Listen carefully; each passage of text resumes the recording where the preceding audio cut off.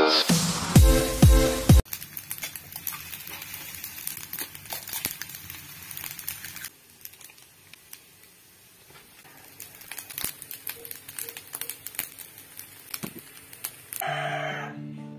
tira po tayong kaning lamig at almusal. Ang challenge po natin ngayon kung paano po natin pasasarapin yung ating tirang pagkain. Samahan nyo po akong magluto. Subukan po natin gayahin yung chowpan ng Chowking. Hindi po tayo bibili ng kahit ano sa labas. Yung mga pagkain lang po natin dito sa loob ng ating bahay ang ating gagamitin. Mag-umpisa na po tayo. Yung ating kaning lamig, ika-crumbs lang po natin or pag-iwa-hiwalayin lang po natin.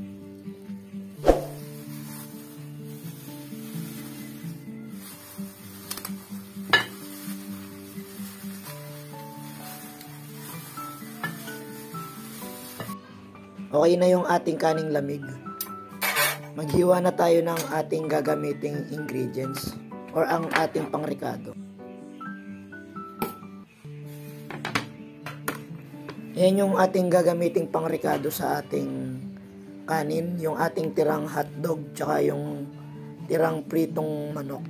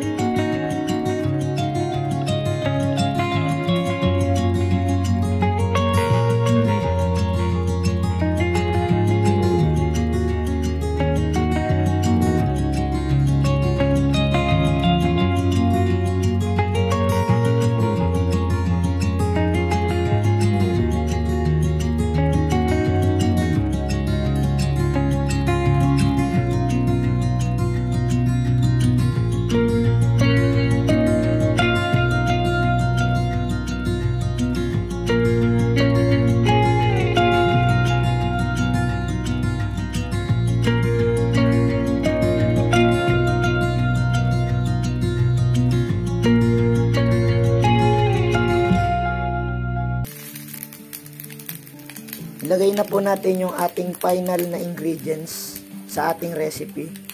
Yung dahon ng sibuyas. Ayan, kompleto na po sa Ricardo yung ating recipe. Done na po yung ating niluluto. Ayan na po yung tirang kanin natin kanina. Parang chowpan ng Chowking. Pasupport naman po sa aking mumunting channel. Pa-like and subscribe lang po. Salamat po sa panonood.